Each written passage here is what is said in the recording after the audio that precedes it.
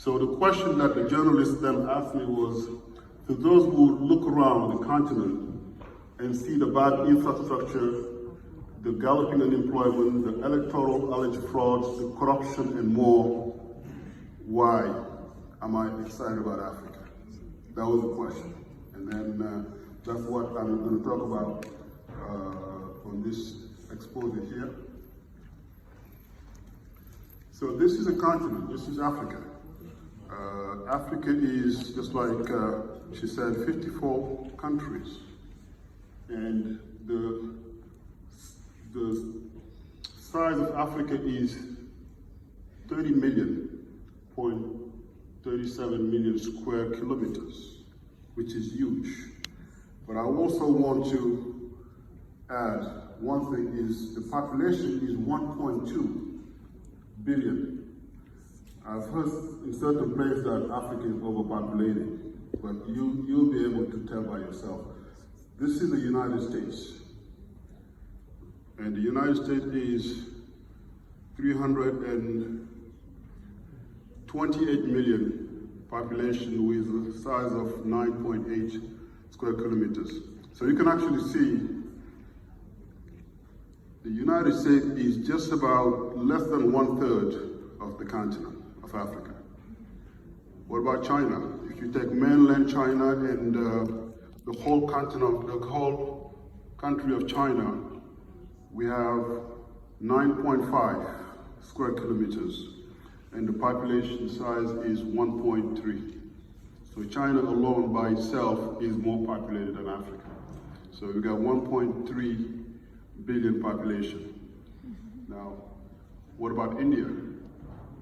So you see you have United States fit into Africa, India fit into Africa, China fit into Africa.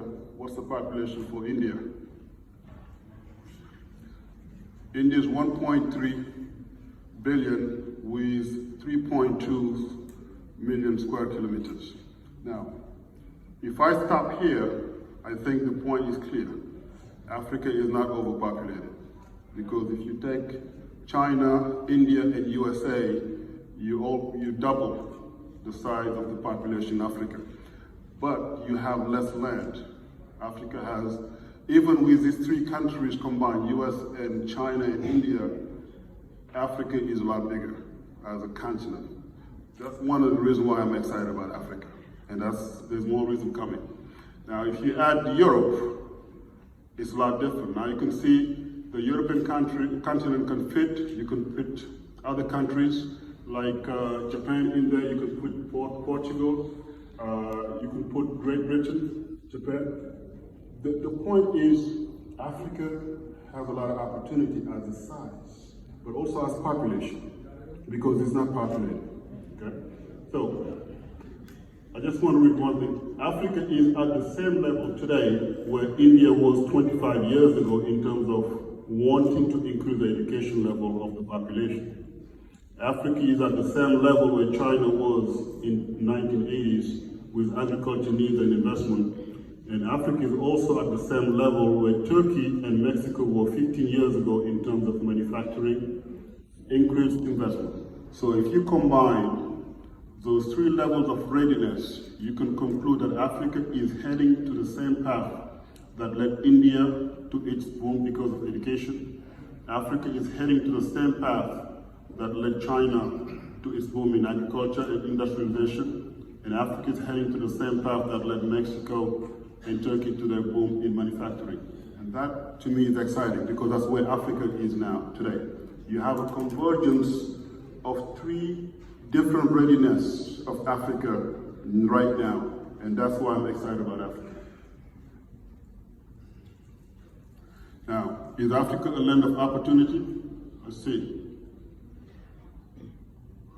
So we all know that Africa has billions of tons of natural resources that are found, but also that are not found. We have many more natural resources that are not even discovered yet.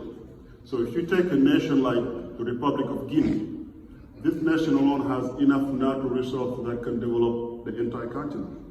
And I can say the same thing for other nations like Liberia, Sierra Leone, DRC, the Congo, Nigeria, Zimbabwe, Angola, Botswana, South Africa, and the list goes on. So the potential from the exploration of natural resources alone is very exciting.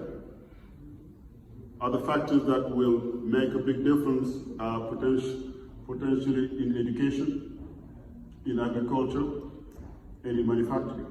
And that's where right now the major investment in Africa are in those three: manufacturing, agriculture, education. We have also mining. Yes.